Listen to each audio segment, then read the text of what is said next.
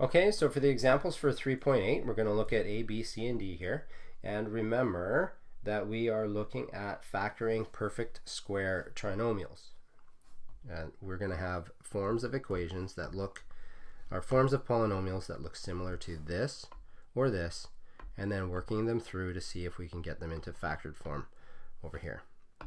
Okay, whoops, erase. So I've got this polynomial.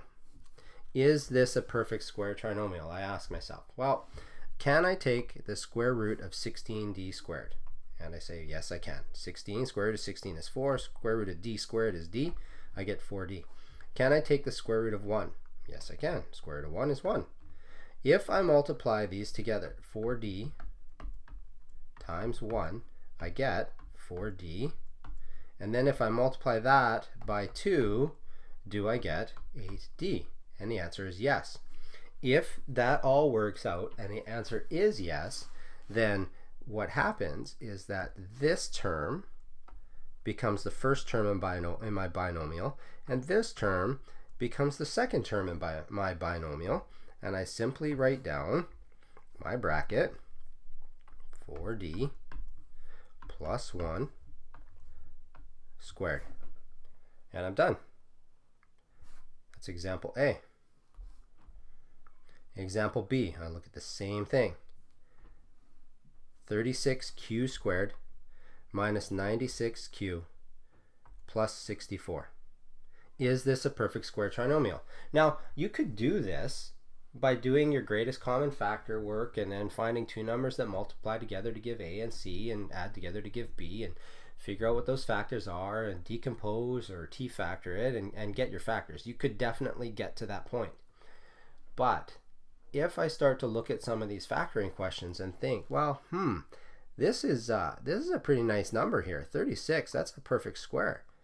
Can I take the square root of 36q squared? And the answer is yes, I can. Square root of 36 is 6.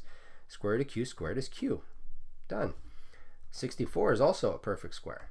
Can I take the square root of 64? Yeah, I get 8. If I multiply those two together, what do I get? I get 48q. And if I multiply that by 2, do I get 96? Absolutely. So now I know that this is a perfect square trinomial. So I go, okay, this is my first term, this is my second term, but because this is a minus sign, they're not separated by a minus sign, or separated by a plus, they're going to be separated by a minus. So this is going to become 6q minus 8 all squared. And you'd be done. And then you just get to play and practice a little bit more. Question C. 36x squared plus 12x plus 1. Is the first term a perfect square? Can I take the square root of 36x squared? Yes, I get 6x. Can I take the square root of the last term? Yeah, square root of 1 is 1. If I multiply those two together, I get 6x. If I multiply that by 2, do I get 12x? Yes, I do. This is a perfect square trinomial. Box around my x, there's 6x, box around my 1. This is a plus sign, so I'm going to have a plus sign. I'm going to have 6x plus 1 squared.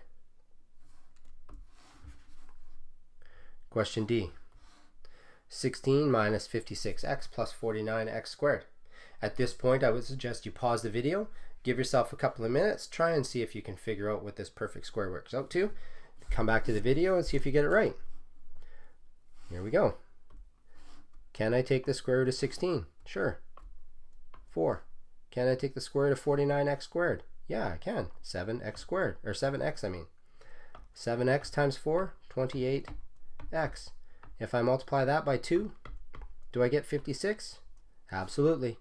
So now I know what my two terms are in my binomial. They're going to be separated by a minus sign. I go 4 minus 7x all squared. And those would be your examples for section 3.8, the first part, factoring perfect square trinomials.